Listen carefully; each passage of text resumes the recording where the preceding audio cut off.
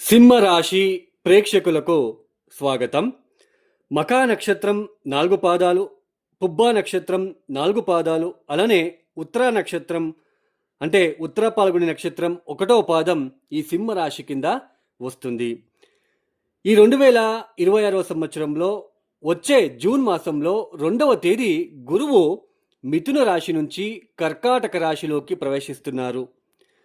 ఈ ఏదైతే గురు సంచారం కర్కాటక రాశిలో ప్రారంభం అవుతుందో, ఈ కర్కాటక రాశిలో గురు సంచారం వలన ఈ సింహ రాశి వాళ్ళకి ఎలాంటి ఫలితాలు రాబోతున్నాయో తెలుసుకుంటూ వెళ్దాం. ఈ ఒక గురువు గారు ఒక రాశిలో సంచారాన్ని పూర్తి చేయాలి అంటే 12 మాసాలు టైం తీసుకుంటాడు. అంటే ఒక రాశిలో 12 మాసాలు ఉండాలి. అంటే ఒక రాశిలో 30 డిగ్రీలు ఉంటుంది. 12 రాశులు అంటే 12 ఇంటూ 30 అంటే మల్టిప్లికేషన్ చేస్తే 360 డిగ్రీ అవుతుంది. 360 డిగ్రీ ఒక సర్కిల్. అంటే గురువు గారు ఒక రాశిలో 1 సంవత్సరం పాటు ఆయన సంచారం చేయాలి. అలాంటిది 2025 మొన్న లాస్ట్ ఇయర్ నుంచి ఆయన అతిచార మార్గంలో సంచారాన్ని చేస్తున్నారు. అంటే ఇప్పుడు గురువు గారు జూన్ 2వ తేదీ కర్కాటక రాశిలోకి ప్రవేశిస్తున్నారు. అక్టోబర్ 31 ఆయన కర్కాటక రాశి నుంచి సింహంలోకి ప్రవేశిస్తున్నారు. అంటే కేవలం 5 మాసాలు మాత్రమే ఆయన కర్కాటక రాశిలో అంటే మీ జన్మరాశి నుంచి 12వ స్థానంలో సంచారం చేస్తున్నారు. అక్టోబర్ 31వ తేదీ జన్మరాశిలోకి ప్రవేశిస్తున్నారు. అక్టోబర్ 31వ తేదీ నుంచి జన్మరాశిలోకి అంటే ఈ డైరెక్షన్లో సవ్య మార్గంలో సంచారం చేస్తూ ఫార్వర్డ్ మోషన్లో ఆయన సంచారాన్ని చేస్తూ డిసెంబర్ 13వ తేదీ వక్రగతికి ప్రారంభం చేస్తున్నారు. వక్రించి సంచారం మళ్ళీ వెనక్కి నిదానంగా డిసెంబర్ 13వ తేదీ నుంచి ఆయన వక్రగతి ప్రారంభం చేసి నిదానంగా మళ్ళీ వెనక్కి వెళ్తూ జనవరి 26వ తేదీ మళ్ళీ కర్కాటక రాశిలోకి అదే వక్రగతిలోనే సంచారాన్ని ప్రారంభం చేస్తున్నారు.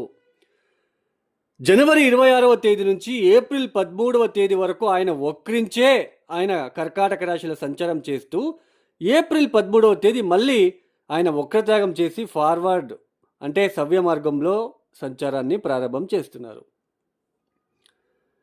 ఈ ఏదైతే 12వ స్థానము జన్మరాశిలో అలానే వక్రించి జన్మరాశిలో అలానే 12వ స్థానంలో వక్రించి ఏదైతే ఈ వక్రగతి అతిచార మార్గంలో 2 రాశులని సంచారం చేస్తున్నారో ఈ సింహరాశి వాళ్ళకి ఎలా ఉండబోతుందో తెలుసుకుందాం. సింహరాశి వాళ్ళకి 2025వ సంవత్సరంలో అష్టమ శని ప్రారంభమైంది. అంటే మీ జన్మరాశి నుంచి అష్టమ స్థానంలోకి శని సంచారము ప్రారంభమైంది. ఎప్పుడైతే శని ఈ సంచారం ఆయన ఎక్కడ ఉంటాడో ఆ ప్లేస్ నుంచి ఆ స్థానం నుంచి తృతీయాన్ని చూస్తాడు. 1, 2, 3 అంటే మీ జన్మరాశి నుంచి దశమాన్ని చూస్తాడు. అలానే ఆయన ఎక్కడ ఉంటాడో అక్కడ ఆ స్థానం నుంచి సప్తమాన్ని నేరుగా సప్తమ దృష్టి అంటే 1, 2, 3, 4, 5, 6, 7 సప్తమాన్ని చూస్తాడు. అంటే మీ జన్మరాశి నుంచి ద్వితీయ స్థానం అవుతుంది. ఆయన ఉన్న రాశి నుంచి మళ్ళీ అగైన్ ఏ దృష్టి ఉంటుందంటే దశమ దృష్టి ఉంటుంది. 1, 2, 3, 4, 5, 6, 7, 8, 9, 10 అంటే దశమ అంటే పంచమాన్ని చూస్తాడు. మీ జన్మరాశి నుంచి పంచమం. ఈ అష్టమ శని సమయంలోనూ కూడా ఈ సింహరాశి వాళ్ళకి గత సంవత్సరం 2025వ సంవత్సరంలో అష్టమ శని నుంచి ఆ బాధలు తట్టుకునే శక్తి ఎవరిచ్చారు, ఆ విల్ పవర్ ఎవరిచ్చారు అంటే లాభస్థలంలో గురు సంచారం జరిగింది. మొన్న 2025వ సంవత్సరంలో లాభస్థలంలో గురు సంచారం అనేది జరిగింది. ఎప్పుడైతే ఆయన గురువు లాభస్థానంలోకి వచ్చి నేరుగా పంచమాన్ని చూస్తాడు, శని కూడా చూస్తాడు, గురు కూడా చూస్తాడు. సో లాభస్థానంలో గురు బలం వలన కాస్త ఊపిరి పిలుచుకుంటూ వస్తున్నారు ఈ సింహరాశి వాళ్ళు. ఈ సమయంలో మీకు ఇంకొకటి చెప్పాలి అండి, ఈ గురుబలము అష్టమ శని ఇవన్నీ కూడా గోచారంలో ఉంటున్న ఫలితాలు మాత్రమే. మన వైయక్తిక జన్మజాతకంలో గ్రహ యోగాలు కానీ మంచి పీరియడ్లో మనము పుట్టి ఉంటే మంచి గ్రహస్థితులు పుట్టినప్పుడు మంచి గ్రహ దశలు జరుగుతూ ఉన్నప్పుడు ఈ గురుబలము శని బలము అవసరం లేదు. ఎప్పుడు అవసరము గురుబలము? ఎవరి జాతకంలో చెడు గ్రహాల దశాభుక్తి చెడు గ్రహాలలో మంచి చెడు ఉన్నారు, ఆ లగ్నానికి వాళ్ళు ఆ అష్టమాధిపతి వ్యయాధిపతి అయ్యి చెడు ఫలితాలు ఇస్తారు అని అర్థం. సో ఎవరికైతే గ్రహదశలు బాలేనప్పుడు చాలా ఇబ్బందులు పడుతూ ఉంటారు, వాళ్ళు చాలా ఒత్తిడి ఎదుర్కొంటూ ఉంటారు. అలాంటి సమయంలో గురుబలం అనేది వస్తే కాస్త ఊపిరి పీల్చుకుంటారు, కోట్లు సంపాదిస్తారు సింహరాశి వాళ్ళు, లేదా ఈ రాశి వాళ్ళు. ఈ 10 సంవత్సరం యోగం పట్టబోతుంది. గజకేసరి యోగము, పంచమహాపురుష యోగము, అంశయోగము ఇవన్నీ కూడా గోచారంలో వర్తించవు. దీన్ని గుర్తించండి. మన జాతకంలో ఉంటే మాత్రమే వాళ్ళ దశాభుక్తి వచ్చినప్పుడు యాక్టివేట్ అయ్యి వాళ్ళు మనకి ఫలితాలు అనేది ఇస్తారు. దీన్ని వాస్తవాన్ని గుర్తించండి.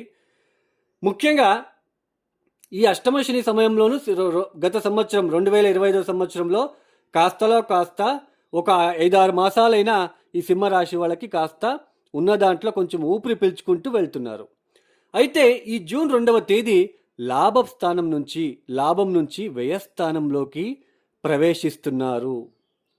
అంటే అప్పుడు పంచమ స్థానం మీద గురు దృష్టి ఉండదు. ఇంకా 2026 జూన్ 2వ తేదీ నుంచి గురు దృష్టి పంచమ స్థానం మీద ఉండదు, వ్యయస్థానంలోకి వచ్చేస్తాడు. 6వ స్థానాన్ని చూస్తాడు. అప్పుడు అష్టమ స్థానంలో ఉంటున్న శని నేరుగా ఆయన పంచమాన్ని చూస్తాడు.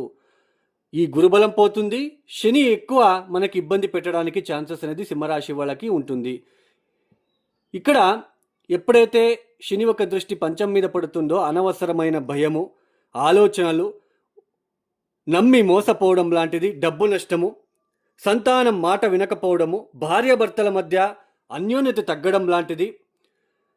అలానే గురు వ్యయస్థానంలో కూర్చొని 1, 2, 3, 4, 5 అంటే మీ జన్మరాశి నుంచి చతుర్థాన్ని చూస్తాడు. కాబట్టి ఆకస్మిక ప్రయాణాల వలన ఖర్చులు, అలానే ప్లేస్ చేంజ్ అవ్వడము, స్థాన బదిలీలు చూపిస్తున్నాయి. ఉద్యోగరీత్యా కావచ్చు, వాసిస్తున్న గృహం నుంచి అయినా కావచ్చు, మీరు బయటకు వెళ్ళడం లాంటిది, ఎక్కడ పని చేసుకొని ఉండాల్సిన ప్రమేయం ఏర్పడుతూ ఉంటుంది. ఈ ఒక వ్యయస్థలంలో గురు వలన ఖర్చులు అధికమవుతాయి, ఆరోగ్యరీత్యా ఇబ్బందులు. అలానే ఈ పంచమాధిపతి 12వ స్థానంలో ఉండడము, శని ఒక దృష్టి పంచం మీద పడడం లాంటిది. పిల్లల కోసం మీరు ఖర్చులు పెట్టినా, పిల్లల కోసం నా పిల్లలు బాగుండాలి అని మీరు ఎంత అనుకోని కష్టపడి ఖర్చులు చేసినా, కష్టపడి సంపాదించిన ఆ మొత్తాన్ని మీరు వాళ్ళకి పెట్టిన రికగ్నైజేషన్ ఉండదు. అవును, మా నాన్నగారు ఇంత చేస్తున్నారు, నేను బాగా ఉండాలి అనే ఒక రికగ్నైజేషన్ ఉండదు. మీరేం చేశారు నాకు అన్నట్టుగానే మాట్లాడుతూ ఉంటారు. బికాజ్ ఆఫ్ పంచమ స్థానం అంటే రికగ్నైజేషన్. మనం ఏదైనా ఇన్వెస్ట్మెంట్ చేస్తున్నామా, షేర్ మార్కెట్లో ఇన్వెస్ట్మెంట్ చేస్తున్నామా, మన సంతానం ఎలా ఉంటుంది, మన పూర్వపుణ్యస్థానము, మన ఆలోచన విధానం ఎలా ఉంటుంది, మన క్రియేటివ్ థాట్స్, ఎక్స్ట్రా ఏమైనా థాట్స్ ఉన్నాయా, మనకి ఎక్స్ట్రా మంచి ఆలోచనలు వచ్చి మంచిగా బిజినెస్ చేస్తూ మంచిగా సంపాదిస్తూ ఉంటారు. బికాజ్ ఆఫ్ పంచమ స్థానము. పంచమాధిపతి వ్యయస్థానంలోకి వెళ్ళిన తర్వాత ఒక గుర్తింపు కోల్పోవడము, అలానే మీ భార్య లేదా మీ భర్త కోసం మీరు ఎంత శ్రమించినా, ఎంత కష్టపడినా నువ్వు నాకేం చేశావు అన్నట్టుగా మాట్లాడడం లాంటిది, ఇలాంటివి ఎక్కువగా ఈ సమయంలో మీరు చూడడానికి ఆస్కారాలు ఉంటాయి. కుటుంబరీత్యా ఇబ్బందులు, వాహనానికి సంబంధించిన విషయాలలో ఖర్చులు పెరగడము, ఏదో ఒకటి తెలియని ఇబ్బందులు ఏర్పడుతూ ఉంటాయి ఇంట్లో, గృహానికి సంబంధించిన విషయాలలో కూడా కాస్త ఒత్తిడులు ఏర్పడే సూచనలు.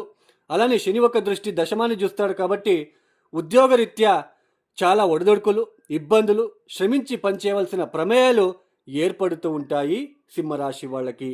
అంటే 2026, 27 గురుబలము ఉండదు సింహరాశి వాళ్ళకి. ఆదుకోవడానికి ఎవరు ఉండరు.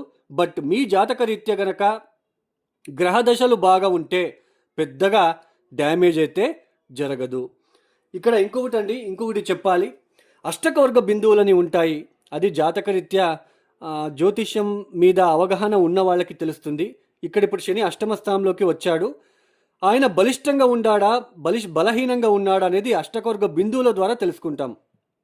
ఒకసారి మీకు తెలిసిన వాళ్ళు ఎవరైనా జ్యోతిష్కులు గనక ఉంటే ఒకసారి చూపించుకోండి.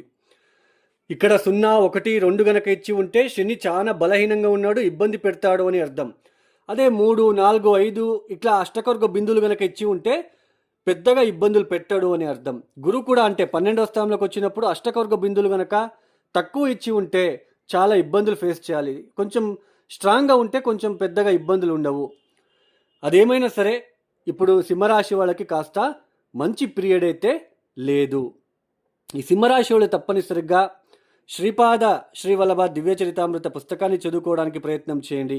ఈ సమయంలో మీరు పూజలు చేసుకోవడానికి కూడా మీకు మనస్సు ఉండదు. మీ మనస్సంతా కూడా కొంచెం చంచల స్వభావంగా ఉంటుంది. ఈ ఒక సంవత్సరం శ్రీపాద శ్రీవల్లభ దత్తాత్రేయుడి యొక్క ఆరాధన, అలానే శివుడిని ఎంత ఆరాధిస్తారో మీకు అంత మంచిది. ఎవరైతే ఈ వీడియోని చూస్తున్నారో నచ్చితేనే లైక్ చేయండి, షేర్ చేయండి, సబ్స్క్రైబ్ చేసుకోండి. సర్వే జనో సుఖినో భవంతు. ధన్యవాదములు. జై శ్రీరామ్.